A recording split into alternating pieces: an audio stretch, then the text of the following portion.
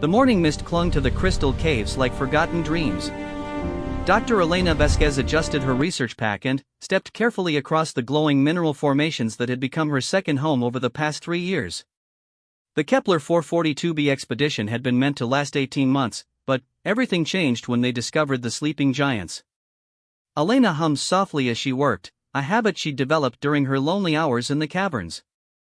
The melody was an old Spanish lullaby her grandmother had sung to her decades ago on Earth. She didn't realize that her voice carried further than she imagined, or that someone was listening from the shadows above. The dragon lay coiled in the deepest chamber of the cave system, its massive form rising and falling with breaths that came once every few minutes. Its scales shimmered between deep emerald and midnight blue, each one the size of Elena's palm. The creature had been sleeping for over 200 years according to her carbon dating, and nothing her team had tried could wake it. Elena pulled out her tablet and began her daily recordings. Day 1247 of the Kepler expedition. The entity continues its dormant state. No response to audio stimuli, electromagnetic pulses, or chemical catalysts. Vital signs remain stable but extremely slow. She paused, looking up at the magnificent creature. "I've started calling you Morpheus. I hope you don't mind." What Elena didn't know was that high above in the administrative tower of New Thessaly, the planet's largest human settlement, Emperor Zeph Caranthi was watching her through advanced surveillance crystals embedded throughout the cave system. His golden eyes, so similar to Elena's own, tracked her every movement with a mixture of longing and carefully controlled emotion.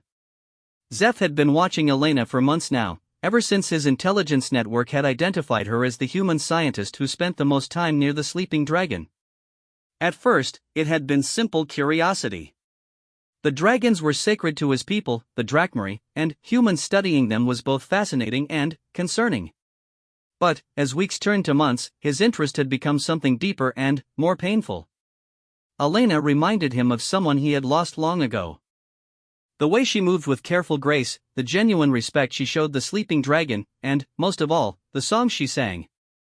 Those melodies stirred memories he had buried deep in his heart, memories of a woman who had saved his life when he was nothing but a frightened child.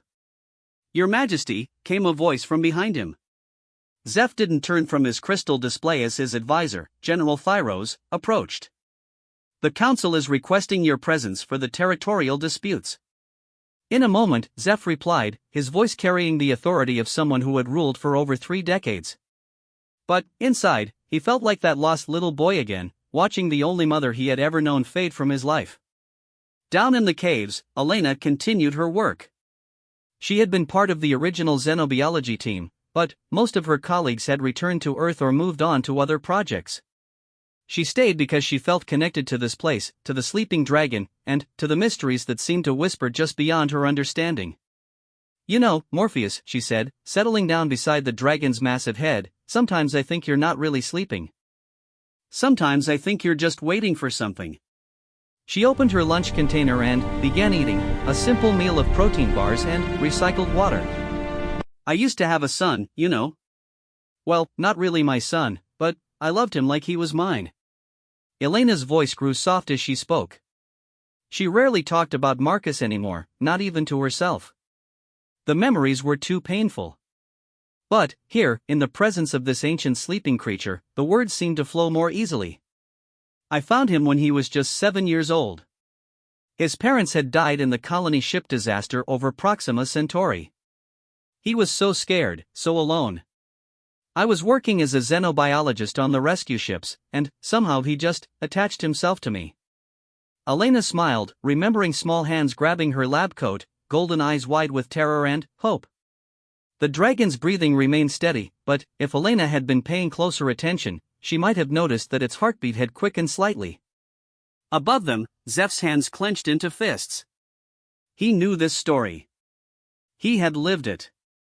But Elena didn't know who he had become, didn't know that the frightened little boy she had called Marcus was now the emperor of the most powerful alien civilization in this sector of the galaxy.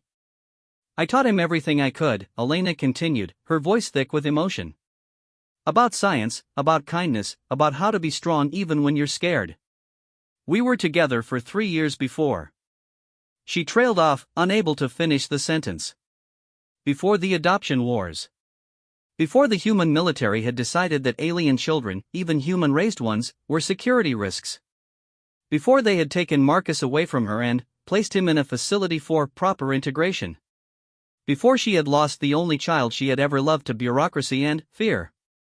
Elena wiped her eyes and stood up, returning to her scientific equipment. Anyway, that's why I understand you, Morpheus. Sometimes sleeping is easier than facing a world that doesn't want you to exist. In his tower, Zeph closed his eyes and remembered Elena's voice from 30 years ago, singing the same Spanish lullabies to help him sleep when the nightmares came. She had never known his real name. To her, he had been Marcus Vasquez, the surname he had taken from her out of love and gratitude. When the military had taken him away, they had stripped him of even that small connection to the woman who had saved him. What followed had been years of pain, training, and, eventually, escape. Zeph had fled human space and found his way to the Drachmarie, a proud warrior race that valued strength and honor above all else. His mixed heritage, part human and part something else that even he didn't fully understand, had made him powerful among them. He had risen through their ranks, led them to victory in countless battles, and eventually united the fractured clans under his rule. But success had not filled the hollow place in his heart where Elena's love used to live. The irony was almost too painful to bear. Elena was here, on his world, so close he could reach out and touch her if he chose. But she couldn't know who he was. The Drachmarie would see any sign of human sentiment as weakness, and his enemies would use Elena against him. Worse, Elena herself might not understand or accept what he had become. So he watched from the shadows and listened to her sing to the sleeping dragon, just as she had once sung to him. Elena spent the rest of the day taking measurements and collecting mineral samples. As evening approached, she began packing her equipment. The caves were dangerous at night, not because of the dragon but because of the native crystal formations that became unstable in the dark. "Time for me to go, Morpheus," she said, patting the dragon's snout gently. "But I'll be back tomorrow. I always come back." It was a promise she had made every day for months now, and she intended to keep it. As she gathered her things, Elena began humming again. This time it was a different song, one she had made up during those long nights when Marcus had struggled with fever and fear in those first weeks after his rescue. The melody was simple but soothing, designed to calm a frightened child's heart. High above, Zeph felt tears he hadn't shed in decades threatening to fall. He remembered that song. He remembered the feel of Elena's hand on his forehead, cooling his fever. He remembered the way she had held him when the nightmares came, whispering that he was safe, that she would never let anyone hurt him again. It had been a promise she couldn't keep, but Zeph had never blamed her for that. The choice had been taken from both of them.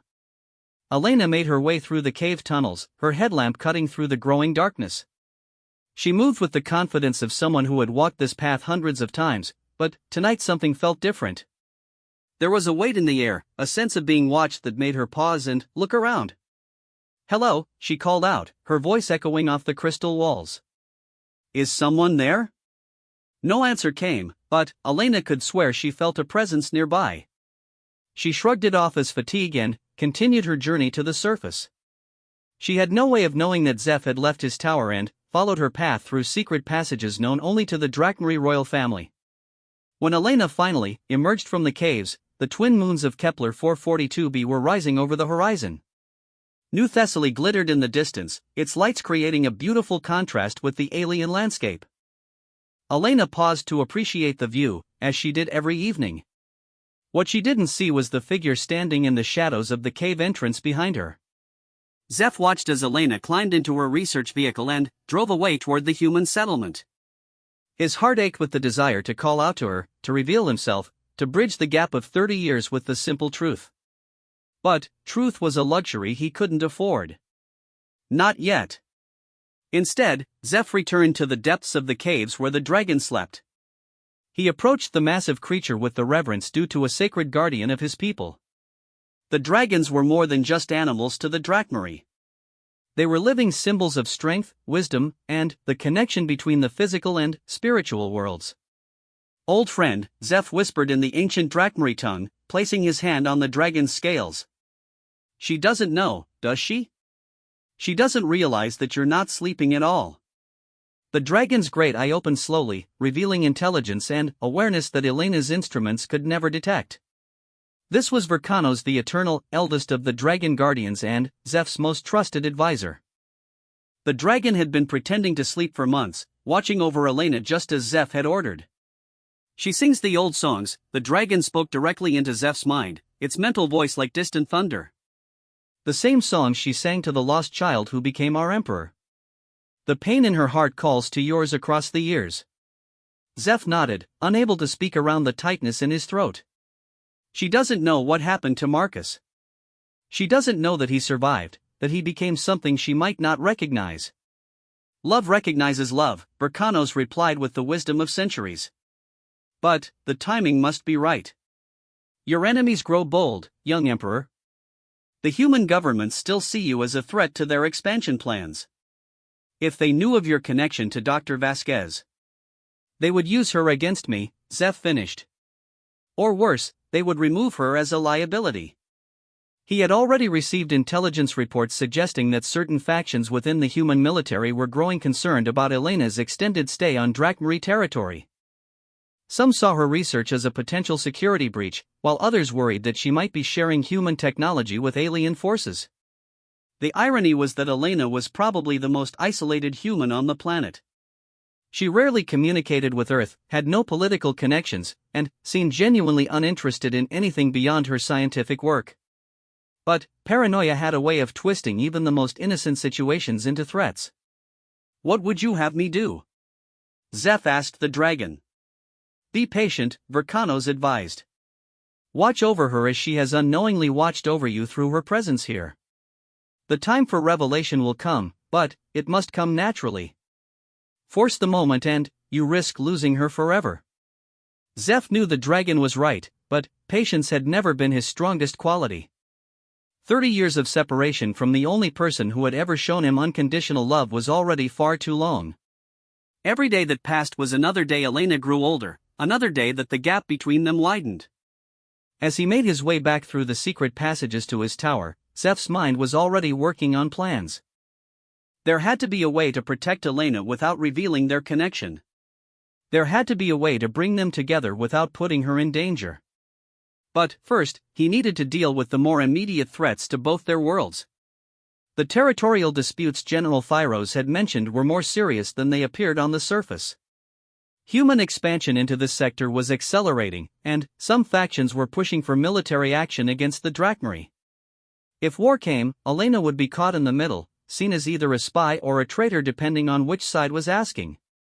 Back in her small research station on the outskirts of New Thessaly, Elena was trying to focus on her data analysis, but her mind kept wandering. Something about today had felt different in the caves. The dragon's presence had seemed more immediate somehow, as if Morpheus was closer to waking than ever before. She pulled up her long-term monitoring data and studied the patterns. The dragon's vital signs had been gradually increasing over the past few months, so slowly that she had initially attributed it to seasonal variations or equipment drift. But, looking at the data now, Elena began to see a different pattern. The increases seemed to correlate with her visits. More specifically, they seemed to correlate with the times when she had been talking or singing to the dragon. It was almost as if Morpheus was responding to her presence, even in its dormant state. That's impossible, Elena murmured to herself, but she couldn't shake the feeling that she was missing something important. Dragons were supposed to be highly intelligent creatures, according to the limited Drakmari texts that human scholars had been able to translate. What if Morpheus wasn't really sleeping at all? What if it was aware of everything happening around it? The thought should have excited her from a scientific perspective, but instead it made Elena feel oddly vulnerable. If the dragon had been listening to her daily monologues, it knew more about her personal history than any living being. It knew about Marcus, about the loss that had driven her to the furthest edges of human space in search of something to fill the void in her heart. Elena closed her laptop and looked out the window at the alien landscape bathed in moonlight. Tomorrow she would return to the caves, as she had promised. But now she found herself wondering what exactly she might find waiting for her in the depths. Miles away, in the highest tower of the Drakmari capital, an emperor struggled with the same sleepless thoughts.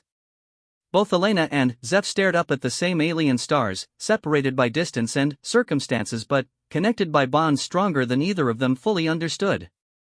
The sleeping dragon knew, though. Vercanos the Eternal had seen love in many forms over his long life, and he recognized the rare kind that transcended time, space, and even species. The kind of love that had shaped a frightened human child into a just ruler and driven a grieving woman to sing lullabies to sleeping giants. Tomorrow would bring new challenges, new dangers, and perhaps new opportunities.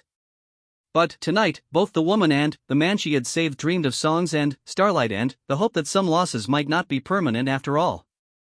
In the crystal caves, the dragon who was not really sleeping smiled with ancient wisdom and waited for the dawn.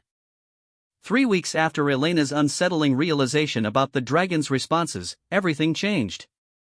She arrived at the crystal caves to find the entrance blocked by Drachmae guards in ceremonial armor, their scaled faces impassive behind ornate helmets. Access restricted, the lead guard said in heavily accented English. Imperial decree.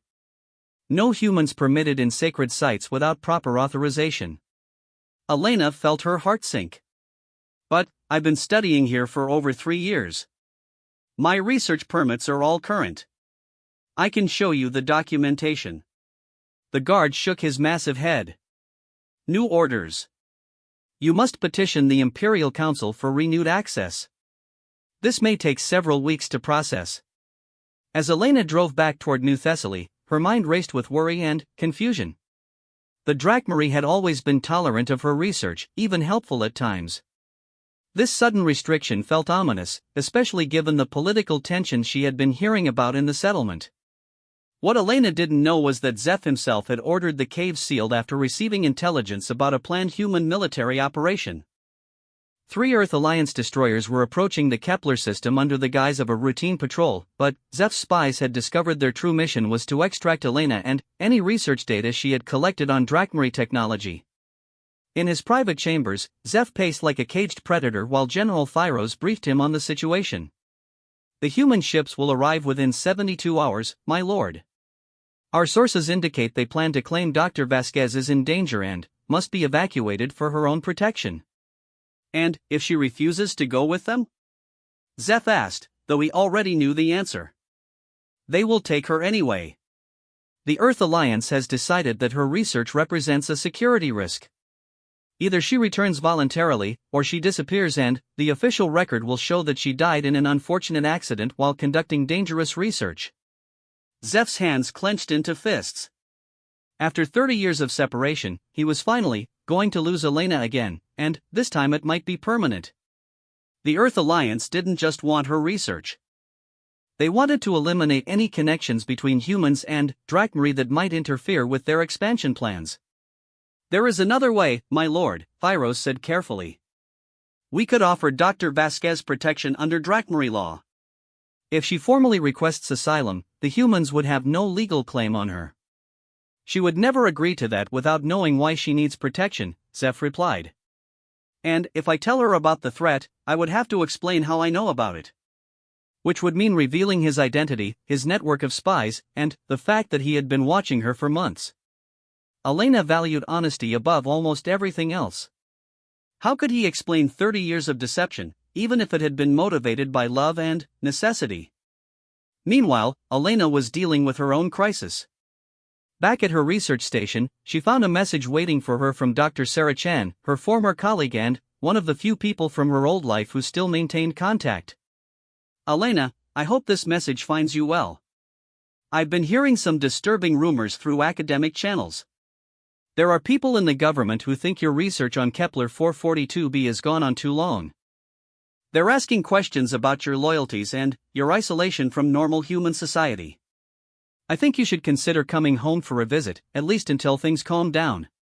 Please be careful. Sarah Elena stared at the message for a long time. Coming home meant abandoning Morpheus, abandoning the one place in the universe where she felt truly at peace. But staying might mean putting herself and, potentially, the Drachmae in danger. That evening, Elena made a decision that surprised even herself. Instead of heading back to New Thessaly, she drove her research vehicle to the restricted cave entrance. The guards had left for the night, but the energy barriers were still in place. Elena had been studying Drachmary technology for 3 years. She understood the harmonic frequencies that powered their barrier systems better than most humans. It took her nearly an hour, but she managed to create a resonance pattern that temporarily disrupted the energy field. She slipped through the opening and made her way into the familiar crystal tunnels, guided by memory and the faint bioluminescence of the cave formations.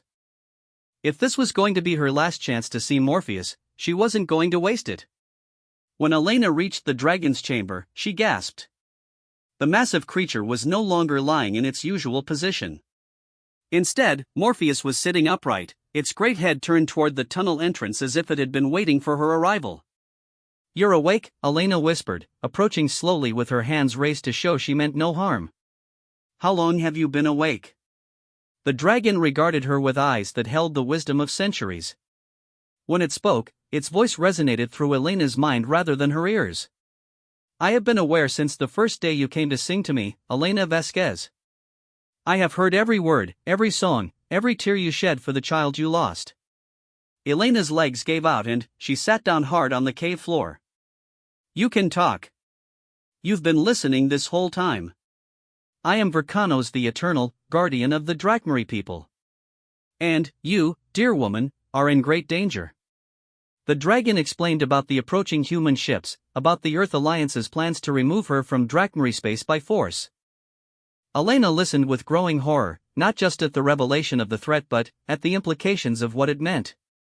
"They think I'm a traitor," she said finally. "After everything I've done, everything I've sacrificed for humanity, they think I'm working with aliens against my own species." "Are you?" Vercanos asked gently. Elena considered the question seriously. "I don't know anymore. I came here to study your people's technology, yes. But I've never shared anything that could be used as a weapon. I've never betrayed human interests. I just found peace here. I found purpose." "And what of the child you raised? The one called Marcus? Would you betray his memory for any cause?" The question hit Elena like a physical blow. "Never. Marcus was everything good in my life. I would die before I dishonored his memory." "Then, you should know," Vercanos said, his mental voice growing softer, "that Marcus never forgot you either. The boy you saved grew into a man of honor and strength. He survived the darkness that followed your separation, and he has thought of you every day for 30 years. Elena felt fresh tears streaming down her face. "How could you possibly know that?" "Because," said a new voice from the shadows behind her, "I told him." Elena spun around to see a figure emerging from a hidden passage in the cave wall. He was tall and powerfully built, with the distinctive golden skin and sharp features of mixed human and Drachmary heritage. But it was his eyes that made Elena's heart stop. She knew those eyes, even though they now belonged to a man instead of a frightened child. "Hello, Elena," Zeph said, his voice catching with emotion. "It's been a long time." Elena stared at him for what felt like eternity. The boy she had known was there in the strong line of his jaw, in the way he held his shoulders, in the careful way he moved as if always ready to protect or defend. But this man before her was someone she didn't recognize at all. "Marcus," she whispered. "That name died in a human detention facility 27 years ago," Zeph replied, his voice hardening. "I am Emperor Zeph Caranthe of the Drachmary Empire now." The words hit Elena like a physical blow.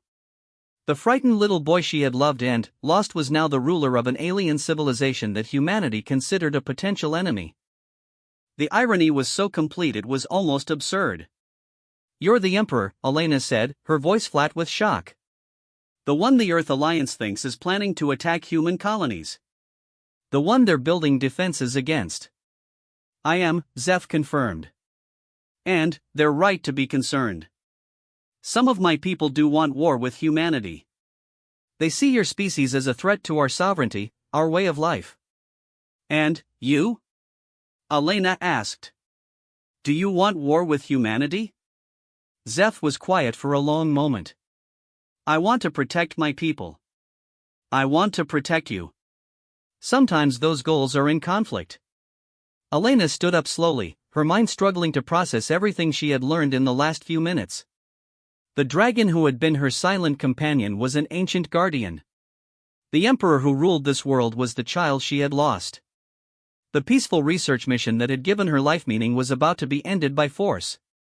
"Why didn't you tell me?" she asked finally. "All these months, you knew I was here. You could have revealed yourself at any time." "And said what?" Zeph replied, pain evident in his voice. "Hello, Elena, the little boy you saved became everything you taught humans to fear? That the child you sang to sleep became a warrior who was killed in battle? That Marcus Vasquez died and became someone you might not be able to love anymore?" Elena stepped forward and, without hesitation, reached up to touch Zeph's face. He flinched at first, then leaned into her touch like a man dying of thirst who finally finds water. "You're still Marcus," she said softly. "I can see him in your eyes. You're still the brave little boy who protected the other children in the refugee camps. You're still the one who asked me to teach you about the stars because you wanted to find a way home." "This is my home now," Zeph said. "These are my people. I can't abandon them, not even for you." "I would never ask you to," Elena replied. "But what happens now? Your people will see any affection you show me as weakness. My people will see any loyalty I show you as treason. How do we bridge that gap?" Before Zeph could answer, the sound of approaching vehicles echoed through the cave tunnels. Vercanos raised his massive head in alarm. "Human soldiers," the dragon warned. "They come armed and in force." Elena's blood ran cold. The Earth Alliance ships arrived early. "They must have tracked my vehicle here." "Stay behind me," Zeph ordered, moving to position himself between Elena and the tunnel entrance. But Elena caught his arm. "No. If they see you defending me, it will confirm their worst suspicions about both of us. Let me handle this." "Absolutely not. I won't lose you again." "You won't lose me," Elena said firmly. "But, if you want to protect me, you need to trust me to protect myself. I've been doing it for 30 years without you." The words stung, but Zeph recognized the truth in them. Elena had survived everything that had been thrown at her, including the loss of the only family she had ever had. She was stronger than the frightened scientist he had been watching from afar. Heavy footsteps echoed through the tunnels as armed soldiers made their way toward the dragon's chamber. Elena quickly moved away from Zeph, positioning herself near her research equipment to make it look like she had been working alone. "Hide," she whispered to Zeph. "Both of you. I'll find a way out of this." "Dr. Elena Vasquez," came a commanding voice from the tunnel. "This is Colonel Martinez of the Earth Alliance Marine Corps. You are in violation of territorial restrictions and are hereby ordered to surrender yourself for immediate evacuation." Elena took a deep breath and called back, "Colonel, I'm conducting authorized scientific research. My permits are current and I have every right to be here." "Your permits have been revoked by order of Earth Command. You are to cease all research activities and return with us immediately for debriefing." A squad of 6 heavily armed Marines entered the chamber, their weapons raised and ready. Elena stood her ground, hoping that Zeph and Vercanos were well hidden in the shadows. "I see," Elena said calmly. "And if I refuse?" Colonel Martinez stepped forward, removing his helmet to reveal a weathered face marked by years of military service. "Then, you'll be classified as a security risk and dealt with accordingly." "Dr. Vasquez, intelligence reports suggest you may have been compromised by alien influences. We're here to help you." "By threatening to shoot me if I don't comply?" "By any means necessary," Martinez confirmed. "You've been isolated too long, Doctor. You've forgotten where your loyalties should lie." Elena felt a familiar anger building inside her, the same rage she had felt when bureaucrats had torn Marcus away from her 30 years ago. "My loyalty lies with the truth, Colonel. With scientific advancement and the betterment of humanity. Not with paranoid military officials who see threats in every shadow. The Drachmari are not shadows, Doctor. They're a legitimate military threat to human expansion in this sector. Intelligence suggests their emperor is planning aggressive action against our colonies." "Based on what evidence?" Elena demanded. based on classified information that I'm not authorized to share with a potentially compromised civilian. Elena almost laughed at the bitter irony. If only Colonel Martinez knew that the threat he was worried about was currently hiding behind a crystal formation, probably fighting every instinct to defend her.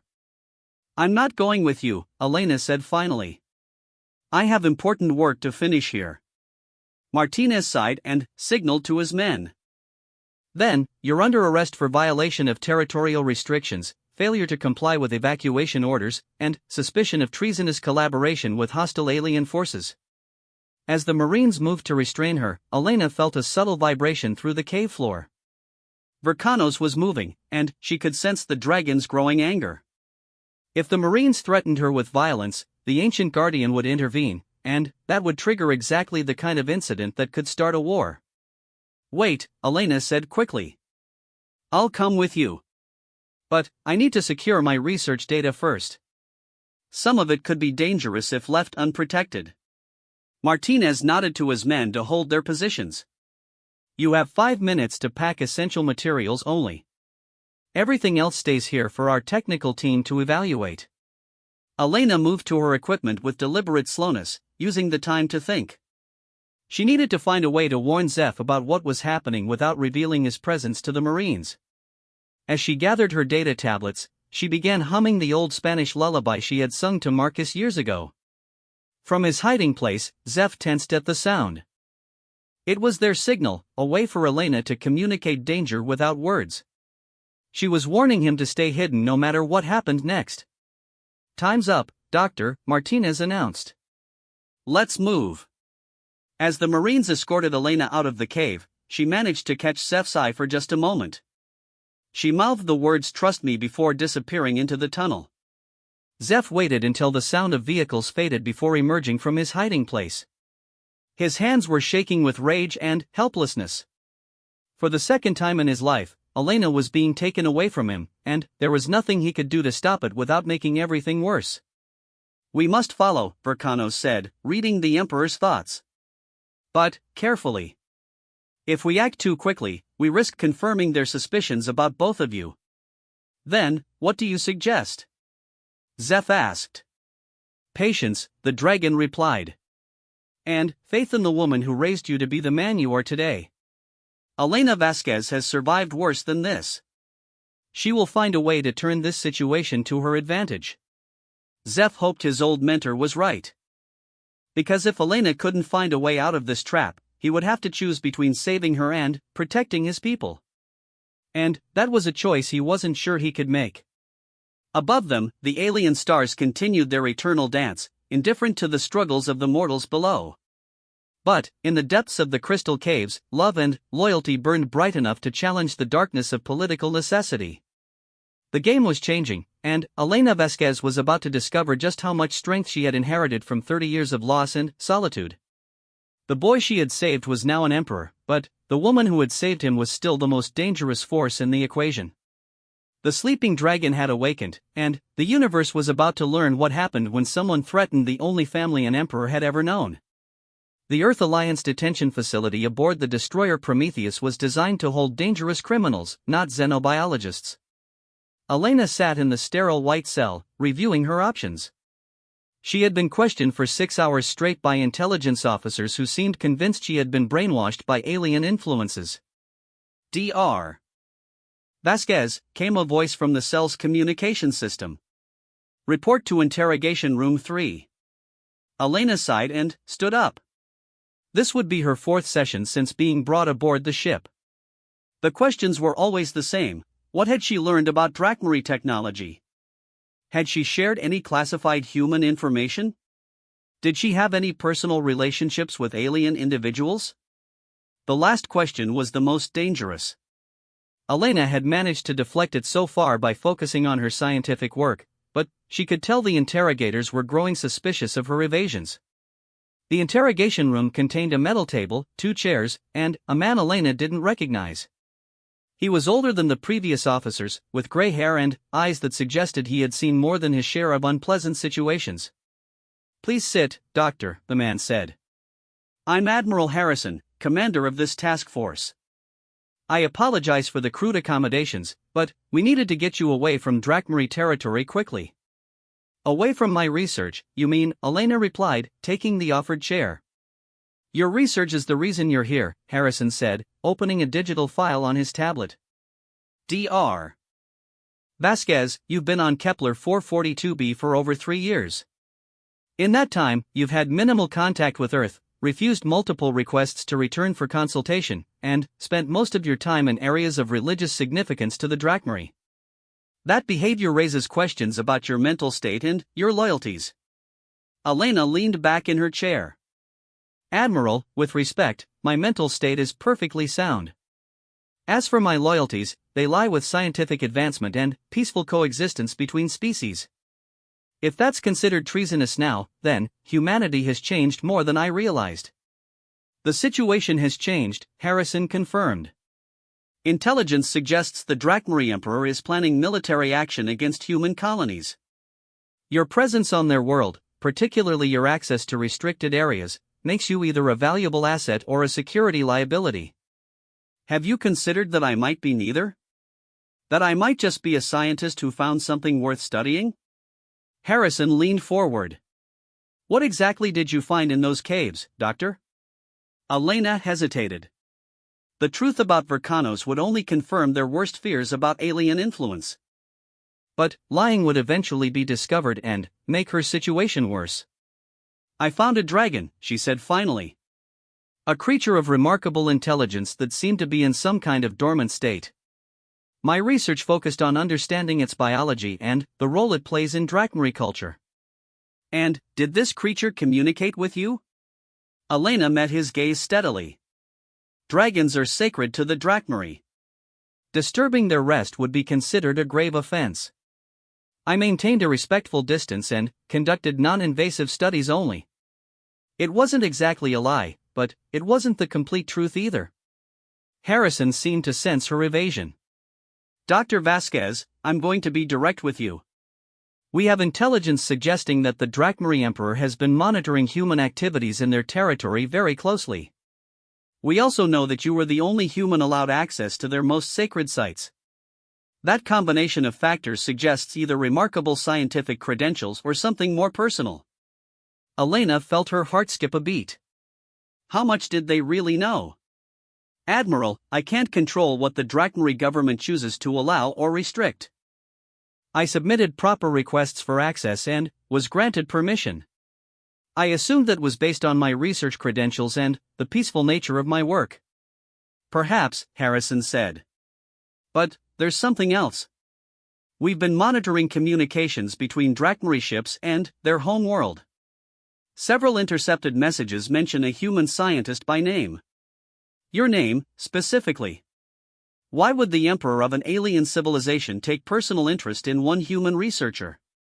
Elena forced herself to remain calm. I couldn't begin to guess at the motivations of an alien ruler. Perhaps he's simply curious about human scientific methods.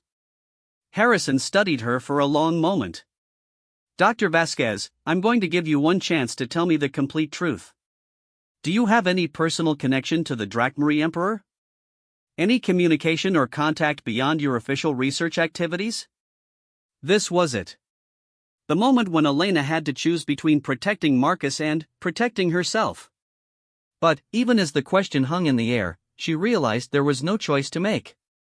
She had spent 30 years carrying the guilt of failing to protect him once. She wouldn't fail him again. No, she said firmly. I have never had any personal contact with the Drachmarie Emperor. It was true in the strictest sense. She had never had contact with Emperor Zeph Caranthe. Marcus was a different person, a memory from a different life. Harrison nodded slowly. Very well. But understand that you're in a precarious position, Doctor. The Earth Alliance Council is debating whether to classify you as a compromised asset. If that happens, you'll never be allowed to leave Earth again. Your research career will be over. And if I cooperate with whatever you're planning? Elena asked. Then, you return to Earth as a hero. Your research will be classified, of course, but you'll be given a position at the Xenobiology Institute with full honors and a substantial increase in funding. Elena almost laughed. After 3 years in the crystal caves, listening to ancient wisdom and discovering wonders beyond human imagination, they wanted to lock her in a laboratory and have her write reports for bureaucrats. "I'll need time to think about it," she said. "You have until we reach the edge of Drachmarie space," Harrison replied. "After that, the decision will be made for you." Back in her cell, Elena stared out the small porthole at the alien stars. Somewhere behind them, Zeph was probably wrestling with his own impossible choices. She had to trust that he would find a way to protect his people without compromising himself. But she also had to prepare for the possibility that this was the end. If the Earth Alliance classified her as compromised, she would spend the rest of her life under observation, cut off from the work that gave her purpose and the memories that gave her peace. Elena closed her eyes and began to sing, very softly, the old Spanish lullaby that had comforted a frightened child so many years ago. She didn't know if Marcus could hear her across the void of space, but it made her feel closer to him. What Elena didn't know was that Zeph could indeed hear her. Not through any mystical connection, but through carefully placed listening devices that his intelligence network had managed to install on the Earth Alliance ships months ago. He sat in his private chambers, listening to Elena's voice through encrypted transmissions, and felt his heart breaking all over again. "My lord," General Thyros said, entering without ceremony, "the Drachmarie fleet is ready to intercept the human ships. Give the order, and we can have Dr. Vasquez back within the hour." "At the cost of how many lives?" Zeph asked. "Both human and Drachmarie? Does it matter? She is your family. Your blood. The Drachmarie would understand." Zeph stood and moved to the window overlooking his capital city. "Elena wouldn't understand. If I start a war to save her, she would never forgive me. And she would be right not to. Then, what do you propose, my lord?" Zeph was quiet for a long moment. "Thyros, what do you know about human legal systems?" The general looked confused by the question. "Very little, my lord." "Why?" "Because I think it's time I learned about diplomatic immunity." 12 hours later, Elena was brought to the ship's communications center under heavy guard. Admiral Harrison was waiting for her, along with several other officers she didn't recognize. "Dr. Vasquez," Harrison said, "you have an incoming communication. It's from the Drachmarie Emperor himself." Elena felt her blood run cold. Had Zeph lost his mind? Any communication between them would be recorded and analyzed by Earth intelligence. How could he risk exposing their connection? "I don't understand," she said carefully. "Why would the Emperor want to speak with me?" "That's what we're hoping to find out," Harrison replied. "This communication was sent through official diplomatic channels. The Emperor is claiming diplomatic immunity for you under the Galactic Accords of 2387. Elena's mind raced. The Galactic Accords were a series of treaties that governed interaction between species in this sector of space. Diplomatic immunity would protect her from prosecution or detention by any signatory government, including Earth. "Diplomatic immunity?" she asked. "On what grounds?" "The Emperor claims you are an official cultural liaison between humanity and the Drachmarie Empire. If that's true, then detaining you is a violation of interstellar law." Elena stared at the communication screen, where Zeph's image was waiting. Even through the static and encryption, she could see the careful control in his expression. He had found a way to protect her without revealing their personal connection. "Dr. Vasquez," Zeph said when the connection was established, "I trust you are being treated well aboard the human vessel?" "Yes, Your Majesty," Elena replied, fighting to keep her voice steady. "I've been given every courtesy." "Good. I wanted to personally thank you for your service as cultural liaison between our peoples. Your reports on human scientific methods and philosophical approaches have been invaluable in helping us understand your species." Elena caught on quickly. Zeph was creating a fictional official relationship that would explain her presence on his world and her access to restricted areas. The humans couldn't disprove it without admitting they had been spying on Drachmarie communications. It has been my honor to serve in that capacity, Your Majesty, she said. I understand there has been some confusion about your status, Zeph continued. Let me be clear, Dr. Vasquez has been operating under my direct protection as an official representative of Earth.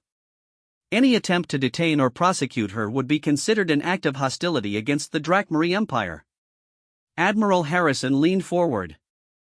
Your Majesty, with respect, we have no record of any official appointment or diplomatic status for Dr. Vasquez. Zeph's expression didn't change, but Elena could see the steel in his eyes.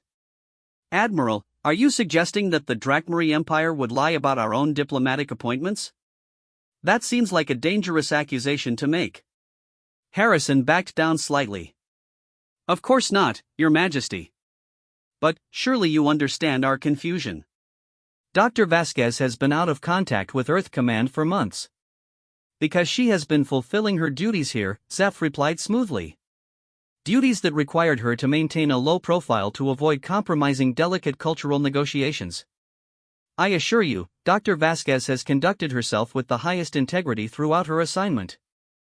Elena watched in amazement as Zeph systematically dismantled every argument the Earth Alliance might make for keeping her in custody. He was protecting her reputation, her freedom, and their secret all at the same time. Furthermore, Zeph continued, Dr. Vasquez has negotiated a preliminary cultural exchange agreement that could benefit both our peoples significantly.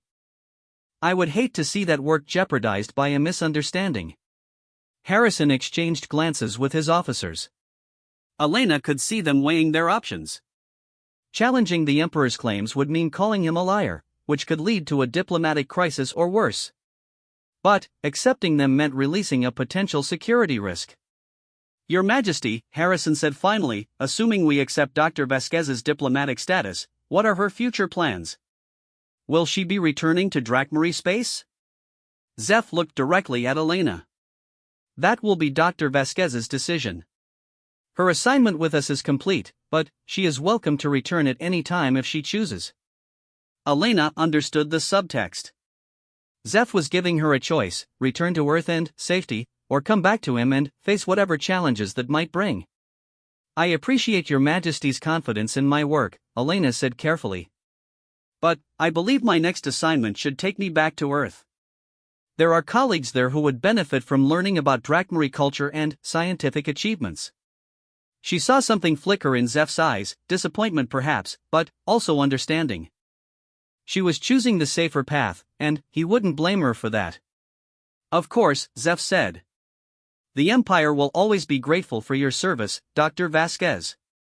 Should you ever decide to return, you will be welcome. The communication ended, leaving Elena alone with Admiral Harrison and his staff. The Admiral studied her for a long moment before speaking. Dr. Vasquez, if what the Emperor says is true, then, you've been working for both Earth and the Drakmari Empire simultaneously. That's an interesting position to be in. I've been working for science and peace, Elena corrected. My loyalty to humanity has never wavered. Perhaps not. But, you'll understand if we need time to verify your story. Until then, you'll remain in protective custody. Elena nodded. She had expected as much. But, Zeph had given her the legal protection she needed to survive the investigation. Eventually, the truth would come out, or at least the version of truth that kept them both safe. 3 days later, Elena stood on the observation deck of the Prometheus as it prepared to enter the wormhole that would take them back toward Earth. She was no longer in detention, but she wasn't exactly free either. She would face weeks of debriefing, psychological evaluation, and probably house arrest while the various intelligence agencies decided what to do with her. But she was alive, and so was Marcus. That was what mattered. Dr. Vasquez, came a voice behind her. Elena turned to see a young communications officer approaching. You have an incoming message. Personal communication, cleared through diplomatic channels. Elena accepted the datapad and moved to a quiet corner to read the message. It was from Zeph, sent through encrypted channels that would be almost impossible for Earth intelligence to decode. Elena, the message began, I know you chose to return to Earth for good reasons. I also know that this may be the last time we can communicate safely. I want you to know that the 3 years we had together, even without speaking, were the most peaceful of my life. Hearing your voice in the caves reminded me that there is still beauty in the universe, still hope for understanding between different peoples. I don't know what the future holds for either of us. The political situation grows more complex every day, and there are forces on both sides that want war rather than peace. But, I promise you this, as long as I rule the Drachmarie, humans who come in peace will be welcome in our space. Your work will be remembered and honored. I hope someday we can meet again under better circumstances. Until then, know that the child you saved has become a man who tries every day to live up to the lessons you taught him. Thank you for showing me that love can survive any separation, even time itself. With all my gratitude and affection, Marcus. Elena wiped away tears as she finished reading. She activated the message's self-destruct protocol and watched the words fade from the screen. Then, she composed her own reply, knowing it might be the last communication she could safely send. Marcus, she wrote, I am so proud of the man you've become. I always knew you would grow up to be someone special, but I never imagined you would become a leader who could unite entire civilizations. Your people are lucky to have you. I want you to know that every day we were separated, I thought about you. I wondered if you were safe, if you were happy, if you remembered the songs I used to sing. Now I know that you not only remembered but that you became someone worthy of those lullabies. The galaxy is changing, and there will be difficult times ahead. But I have faith that you will find a way to protect your people without losing the compassion that makes you who you are. The scared little boy who asked me to teach him about the stars grew up to rule among them. I couldn't be more proud. Be safe, my dear son. Be wise. And if you ever need to remember what love sounds like, just think of the songs we shared in the darkness. All my love, always and forever, Elena. As the wormhole engulfed the ship and carried Elena away from Drachmarie space, she sang one final lullaby. Not for a sleeping dragon this time, but for a son who had grown beyond her wildest dreams and an emperor who still remembered how to love. Light years away, in the crystal caves where it all began, Vercanos the Eternal felt the resonance of that distant song. The ancient dragon smiled and settled back into his meditation, knowing that some bonds transcend space, time, and even the vast complexities of galactic politics. Elena and Marcus would find their way back to each other eventually. Love that strong always did. But, for now, it was enough that they both knew the other was alive, safe, and carrying the memory of songs shared in the darkness. The sleeping dragon had awakened, the lost child had become an emperor, and the woman who saved them both had learned that sometimes the greatest love is letting someone go to become who they were meant to be. In the end, the universe was vast enough to hold all their dreams, patient enough to wait for their reunion, and wise enough to know that some stories never truly end. They just transform, like light passing through crystal, into something even more beautiful than what came before. 5 years later, when the peace accords between Earth and the Drachmarie Empire were signed, Dr. Elena Vasquez would be there as the chief human cultural advisor. Emperor Zeph Caranthe would personally request her presence, citing her invaluable contributions to interspecies understanding. They would stand together at the ceremony, two souls who had found each other across impossible odds, and, when the formal proceedings ended, they would walk together to a small garden where Elena would sing an old Spanish lullaby while Zeph closed his eyes and remembered what it felt like to be loved unconditionally. The dragon would be there too, visible now in the sunlight, no longer pretending to sleep. Vercanos would watch over them with ancient wisdom and perfect contentment, knowing that some treasures are worth waiting centuries to protect. And, in that moment, surrounded by the songs and starlight that had carried them through 30 years of separation, Elena and Marcus would finally understand that love doesn't just survive the darkness. It transforms it into light.